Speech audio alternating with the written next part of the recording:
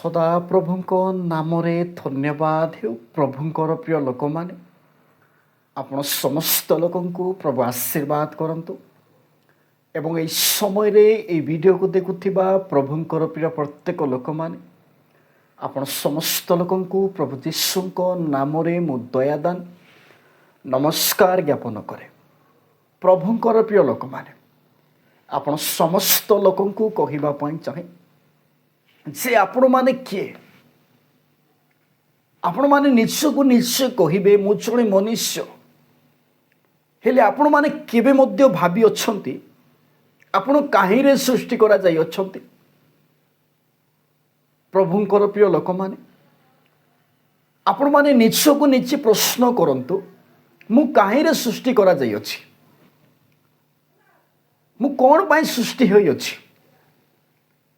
এই সমস্ত বিষয় ଆପଣମାନେ ନିଜକୁ ନିଜେ ପ୍ରଶ୍ନ କରନ୍ତୁ।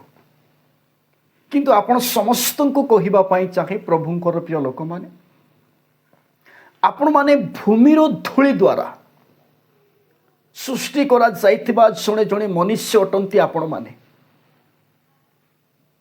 ହେଲେ ପ୍ରଭୁଙ୍କର ପ୍ରିୟ ଲୋକମାନେ ଏତେ ଗର୍ବ କାହିଁକି? ଆମ୍ଭେମାନେ ମାଟି ଦ୍ୱାରା ବା ଭୂମିର ଧୂଳି ଦ୍ୱାରା ଆମ୍ଭେମାନେ ବଣାଯାଇଅଛୁ। ପରମେଶ୍ୱର ଆମ୍ଭମାନଙ୍କୁ ସୃଷ୍ଟି କରିଅଛନ୍ତି। ସେଥିପାଇଁ ମନୁଷ୍ୟ ମୃତ୍ୟୁ ହେଲେ ମଧ୍ୟ ସେ ମାଟିରେ ହିଁ ମିଶୁଅଛି ଏବଂ ଦେହକୁ ଯେତେ ଘଷିଲେ ମଧ୍ୟ କେବଳ ମଇଳା ହିଁ ବାହାରୁଅଛି।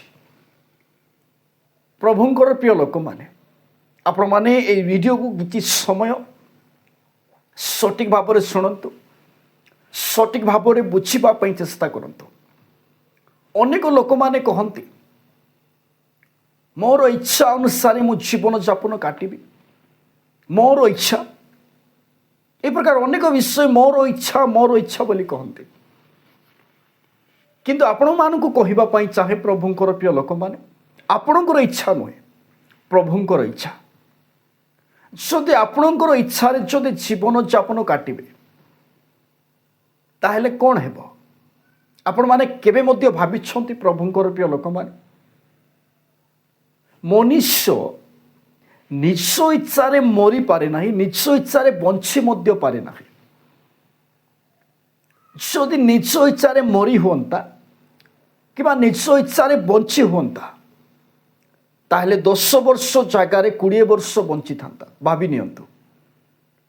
ଏବଂ ସେ ଯଦି ମରିଥାନ୍ତା ତାହେଲେ ମୁଁ ବର୍ତ୍ତମାନ ମରୁଅଛି ବୋଲି ସେ ମରିଥାନ୍ତା। କିନ୍ତୁ ଆମ୍ଭେମାନେ ନିଜ ଇଚ୍ଛାରେ ମରିପାରିବା ନାହିଁ, ନିଜ ଇଚ୍ଛାରେ ବଞ୍ଚି ମଧ୍ୟ ପାରିବା ନାହିଁ। କେବଳ ପରମେଶ୍ୱରଙ୍କ ଇଚ୍ଛାରେ ମରିପାରିବା, ପରମେଶ୍ୱରଙ୍କ ଇଚ୍ଛାରେ ବଞ୍ଚିପାରିବା। ବର୍ତ୍ତମାନ ସମୟରେ ଲୋକମାନେ ଜାଣିଶୁଣିକି ମଧ୍ୟ ମରୁଛନ୍ତି। କିନ୍ତୁ ପ୍ରଭୁଙ୍କର ପ୍ରିୟ ଲୋକମାନେ, ଆପଣମାନେ ହେଉଛନ୍ତି, ମୁଁ ହେଉଛି, এই ଭିଡ଼ିଓକୁ ଆପଣମାନେ ଯେତେ ଜଣ ଦେଖୁଅଛ ଆପଣ ସମସ୍ତଙ୍କୁ କହିବା ପାଇଁ ଚାହେଁ ଆମ୍ଭେମାନେ ଭୂମିର ଧୂଳି ଦ୍ୱାରା ବଣାଯାଇଥିବା, ସୃଷ୍ଟି କରାଯାଇଥିବା ଜଣେ ଜଣେ ମନୁଷ୍ୟ ଆମ୍ଭେମାନେ, ପ୍ରଭୁଙ୍କର ପ୍ରିୟ ଲୋକମାନେ। କିନ୍ତୁ ବର୍ତ୍ତମାନ ସମୟରେ ଆପଣମାନେ ଶୁଣିଥିବେ ଅନେକ ଜାଗାରେ ଅନେକ ଲୋକ ଅନେକ ପ୍ରକାର କଥା କୁହନ୍ତି।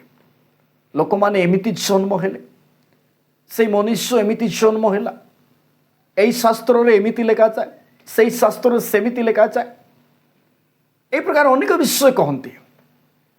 କିନ୍ତୁ ପ୍ରଭୁଙ୍କର ପ୍ରିୟ ଲୋକମାନେ, ଆପଣମାନଙ୍କୁ କହିବା ପାଇଁ ଚାହେଁ ଈଶ୍ୱରଙ୍କର ପବିତ୍ର ବାଇବଲରେ ଲେଖାଯାଏ ମନୁଷ୍ୟ ଭୂମିର ଧୂଳି ଦ୍ୱାରା ସୃଷ୍ଟି କରାଯାଇଅଛି ଏବଂ ସେ ନିଜେ ସୃଷ୍ଟି ହୋଇନାହିଁ, ମନୁଷ୍ୟ ତାହାକୁ ସୃଷ୍ଟି କରିଅଛି। କିନ୍ତୁ ଆମ୍ଭେମାନେ କେବେ ମଧ୍ୟ ଯେଉଁ ପରମେଶ୍ୱର ଆମ୍ଭମାନଙ୍କୁ ସୃଷ୍ଟି କଲେ ସେଇ ପରମେଶ୍ୱରଙ୍କୁ ଜାଣିବା ପାଇଁ କେବେ ମଧ୍ୟ ଆମ୍ଭେମାନେ ଇଚ୍ଛା କରିନାହୁଁ। ସେଇ ପରମେଶ୍ୱର କେମିତି, ତାଙ୍କର କାର୍ଯ୍ୟ କ'ଣ, ତାଙ୍କ ଦୃଷ୍ଟିରେ କେଉଁ ବିଷୟ ଭଲ କେଉଁଟା ଖରାପ, ଏ ବିଷୟ ଆମ୍ଭେମାନେ କେବେ ମଧ୍ୟ ଭାବିନାହୁଁ। କିନ୍ତୁ ଆମେ ନିଜେ ନିଜେ ଭାବୁଛୁ ନିଜର ଭଲ ବିଷୟ, ନିଜର ଲାଭ ବିଷୟ। କିନ୍ତୁ ପ୍ରଭୁଙ୍କର ପ୍ରିୟ ଲୋକମାନେ, ଆମେ ଯଦି ନିଜ ଇଚ୍ଛାରେ ଯଦି ଜୀବନଯାପନ କାଟିବା ତାହେଲେ ବହୁତ ଅସୁବିଧା ହେବ। କାରଣ ପରମେଶ୍ୱର ସମସ୍ତଙ୍କୁ ଦେଖୁଅଛନ୍ତି। ଆସନ୍ତୁ ଆମ୍ଭେମାନେ ଈଶ୍ୱରଙ୍କର ପବିତ୍ର ବାଇବଲରେ ଲେଖାଯାଇଥିବା ଆଦି ପୁସ୍ତକ ତାର 2 ପର୍ବ 7 ପଦ ଗୋଟେ ପଦ ପର୍ବ ପଢ଼ିବା ପ୍ରଭୁଙ୍କର ପ୍ରିୟ ଲୋକମାନେ। এই ଜାଗା ଲେଖାଯାଏ, ଅନନ୍ତର ସଦାପ୍ରଭୁ ପରମେଶ୍ୱର ଭୂମିର ଧୂଳି ଦ୍ୱାରା ମନୁଷ୍ୟକୁ ନିର୍ମାଣ କରି ତାହାର ନାସିକାନ୍ଦ୍ରରେ ଫୁଙ୍କ ଦେଇ ପ୍ରାଣବାୟୁ ପ୍ରବେଶ କରାଇଲେ, ତହିଁରେ ମନୁଷ୍ୟ ଜୀବିତ ପ୍ରାଣୀ ହେଲା।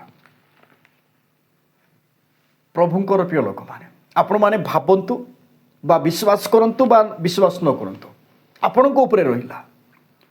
କିନ୍ତୁ ପରମେଶ୍ୱର ସେ ଜୀବନ୍ତ ଖ୍ରୀଷ୍ଟ ଆପଣମାନଙ୍କୁ ମୋତେ ମାଟି ଦ୍ୱାରା ସୃଷ୍ଟି କରିଅଛନ୍ତି, ଭୂମିର ଧୂଳି ଦ୍ୱାରା। ଆମେମାନେ ଧୂଳି ଦ୍ୱାରା ବନାଯାଇଥିବା ଗୋଟିଏ ଗୋଟିଏ ମନୁଷ୍ୟ ଅଟୁ। ଆପଣମାନେ ପ୍ରଶ୍ନ କରିବେ, ହେଲେ ମା ପେଟରୁ ଆମେ କାହିଁକି ଜନ୍ମ ନେଲୁ? ଆମର ନିଜ ମା ଆମକୁ ଜନ୍ମ ଦେଲେ।